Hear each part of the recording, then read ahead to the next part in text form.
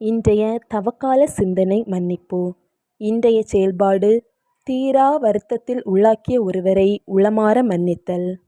மனதை மகிழ வைக்கும் மனிதத்தின் உச்சம்தான் மன்னிப்பு.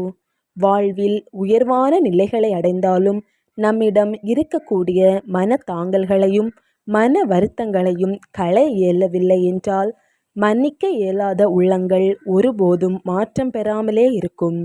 பகைவரை எதிர்க்கும் எறும்பு புற்றை காப்பாற்றுகின்றது. காற்றை கிழித்தே பறவை பறக்கின்றது. நாற்றை நட்டே விவசாயி அறுவடை செய்கிறார். அலைகளை கடந்து மீனவர் மீன் பிடிக்கிறார். இவ்வாறே நாமும் நம்மை தீரா வருத்தத்தில் உள்ளாக்கியவரை மனதார மன்னித்து ஏற்றுக்கொள்ளும்போது நம் கடின மனம் கரைந்து இலகுவாகிறது. மன்னிக்கப்பட்டவரும் தன்னை அலசி பார்த்து நெறிப்பட்டவராக வாழ வழி செய்கிறது.